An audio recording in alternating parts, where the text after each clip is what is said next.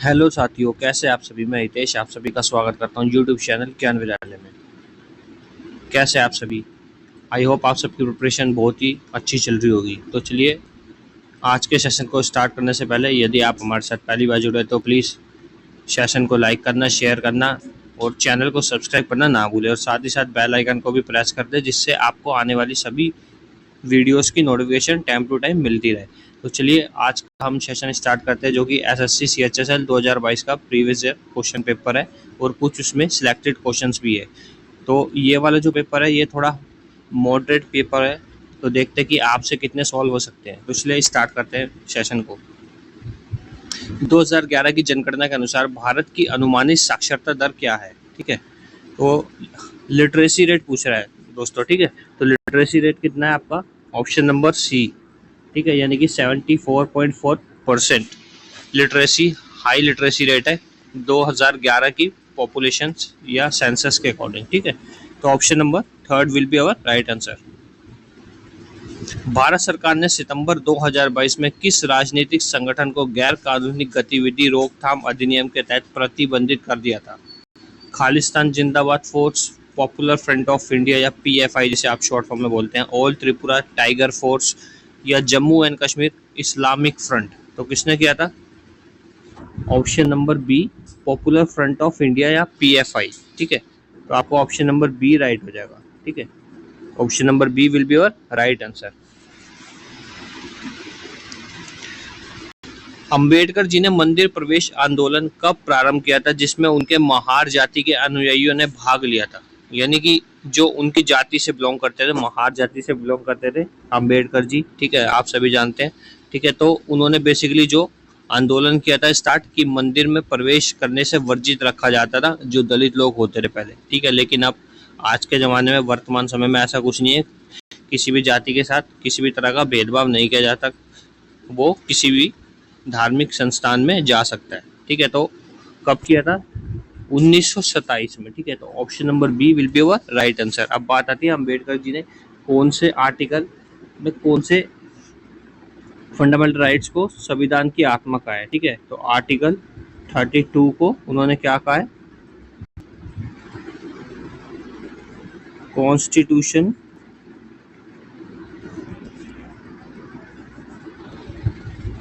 Of India, यानी कि संविधान की आत्मा, heart of constitution of India किसको कहा है, आर्टिकल 32 को। ठीक है, और पूछता है कि अंबेडकर जी जो है उन्होंने किस राउंड टेबल कॉन्फ्रेंस में भाग लिया था। ठीक है, जैसे कि आप सभी जानते हैं राउंड टेबल कॉन्फ्रेंस, ठीक है, कब कब हुए थे। पहला हुआ था 30 में, 31, 32, यानी कि 1930, 1931 और 1932 में। तो आपको बताना उन्होंने तीनों में भाग लिया था, एक में लिया था, आपका होमवर्क है। ठीक है, तो ऑप्शन नंबर बी हमारा राइट हो गया। अगला देखते हैं, आर्थिक सर्वेक्षण 2020 और 21 के अनुसार भारत की जीडीपी ग्रोथ या जीडीपी के रूप में सार्वजनिक स्वास्थ्य देखभाल व्यय प्रतिशत क्या है। तो 2.5% या 1%, 4.5% या 5.5%। तो कितना है, ऑप्शन नंबर बी 1% ओनली। ठीक है, तो ऑप्शन नंबर बी हमारा राइट हो जाएगा। Option number B will be your right answer. वर्ष 1930 में किस भारतीय को भौतिकी में नोबेल पुरस्कार से सम्मानित किया गया था। तो किसको किया गया था, option number B, C V Raman ji को। ठीक है, अब क्वेश्चन आता है, नोबेल पुरस्कार पाने वाले प्रथम भारतीय व्यक्ति कौन थे। तो कौन थे, रविंद्रनाथ टैगोर जी थे। और कब मिला था इनको, 1913 में मिला था। ठीक है, और इनकी कौन सी कृति के लिए मिला था, तो ये भी आपको याद होना चाहिए, पूछ लेता है, तो गीतांजलि के लिए। ठीक है, तो इतना आप याद रखेंगे। Option number B will be our right answer. और नोबेल पुरस्कार किसकी याद में दिया जाता है, नोबेल पुरस्कार दिया जाता है अल्फ्रेड नोबेल की याद में। ठीक है, किसकी याद में, अल्फ्रेड नोबेल की याद में। वो इन्होंने क्या किया था, इन्होंने 1856 में क्या किया था, इन्होंने डायनामाइट की खोज की थी। ठीक है, 1896 में, और 1833 में इनका जन्म हुआ। तो इतना आप याद रखेंगे। निम्नलिखित में से किस भारतीय शहर को विश्व हरित शहर पुरस्कार 2022 प्राप्त हुआ? तो किसको हुआ है? न्यू दिल्ली, हैदराबाद, मुंबई या पुणे? तो किसको हुआ है? ऑप्शन नंबर बी, हैदराबाद को। ठीक है, तो हैदराबाद हमारा राइट आंसर हो जाएगा। भारतीय संविधान का अनुच्छेद 143 निम्नलिखित में से किससे संबंधित है? यानी कि आपको बताना है जो आर्टिकल 143 है वो किससे रिलेट करता है। आपको 4 पॉइंट्स दे रखे हैं, जैसे कि सर्वोच्च न्यायालय के क्षेत्राधिकार को बढ़ाने की राष्ट्रपति की शक्ति, सर्वोच्च न्यायालय के परामर्श करने की राष्ट्रपति की शक्ति यानी कि सलाह देने की शक्ति, राष्ट्रीय न्यायिक नियुक्ति आयोग नियुक्त करने की राष्ट्रपति की शक्ति, कुछ मामलों को उच्च न्यायालय से सर्वोच्च न्यायालय में स्थानांतरित करने की राष्ट्रपति की शक्ति। तो कौन सा राइट हो जाएगा? ऑप्शन नंबर बी राइट हो जाएगा हमारा। ठीक है, यानी कि ऑप्शन नंबर बी, आर्टिकल 143 क्या देता है? सर्वोच्च न्यायालय से परामर्श करने की शक्ति राष्ट्रपति को। ठीक है, option number B will be your right answer. राष्ट्रीय हिंदू धर्म के भारतीय साहित्य में कितने वेद है? तो कितने वेद है आप सभी जानते हैं? 4 वेद है। ठीक है, 4 वेद कौन कौन से होते हैं? सामवेद, यजुर्वेद, अथर्ववेद और ऋग्वेद। ठीक है, सबसे पुराना वेद कौन सा है? ऋग्वेद। और सबसे नया वेद कौन सा है? अथर्ववेद। इतना आप याद रखेंगे। और सामवेद किससे संबंधित होता है? संगीत से संबंधित होता है। यजुर्वेद यज्ञ पुराण अनुष्ठान जो करते हैं उससे संबंधित होता है। अथर्ववेद जादू टोना मंत्र आदि और किसी को अपने वश में वशीकरण से संबंधित होता है। और ऋग्वेद किससे होता है? भगवान को प्रसन्न करने के लिए। ठीक है, तो इतना आप याद रखेंगे। Option number B will be your right answer. निम्नलिखित में से कौन वर्ष 2022 में भारत के 76वें शतरंज ग्रैंड मास्टर बने? तो कौन बने हैं? विश्वनाथ आनंद? नहीं, ये नहीं हो सकता। प्रणव आनंद, पेंटल हरिकृष्णा या रामेश बाबू प्रागनंदा। ठीक है, मैंने 2 ऑप्शन हटा दिए, अब आपको इसमें से चूज करना है। ठीक है, तो कौन सा होगा आपका? प्रणव आनंद। ठीक है, यानी कि ऑप्शन नंबर बी हमारा राइट हो जाएगा। ठीक है, option number B will be our right answer. ठीक है, अभी ये होगा 76। ठीक है, यदि आपसे पूछ लेगा 77 शतरंज के ग्रैंड मास्टर कौन है, तो वो कौन है वो भी आपको याद होना चाहिए। तो वो थे आदित्य मित्तल। ठीक है, तो option number B will be our right answer. निम्नलिखित में से कौन ओलंपिक पदक जीतने वाला भारत का पहला बैडमिंटन खिलाड़ी था? तो कौन था? श्रीकांत किदम्बी, साइना नेहवाल, चिराग शेट्टी या पीवी सिंधु? तो option number B Saina Nehwal. Option number B will be our right answer. निम्नलिखित में से कौन सा रोग कवक के कारण होता है? यानी फंगी के कारण होता है। तो फंगी के कारण कौन सा होता है दोस्तों? Ringworm. ठीक है, ऑप्शन नंबर बी हमारा राइट हो जाएगा। फतेहपुर सीकरी शहर का निर्माण देश द्वारा किया गया था। यानी कि फतेहपुर सीकरी का जो शहर का निर्माण है वो किसने करवाया था? अकबर ने करवाया था। ठीक है, आगरा नगर की स्थापना किसने की थी? तो आगरा नगर की स्थापना किसने की थी? 1504 में सिकंदर लोदी, जो कि लोदी वंश का एक शासक था। ठीक है, इतना आप याद रखेंगे। और आगरा के अंदर जो बुलंद दरवाजा है, ठीक है, बुलंद दरवाजा किसने बनवाया था और कब बनवाया था? तो 1504 में बनवाया था। ये भी आप याद रखें। सॉरी, 1504, 1602 में। ठीक है, 1602 में बनवाया था, ये आपको पता होना चाहिए। चलिए आगे बढ़ते हैं। Option number A will be और राइट आंसर।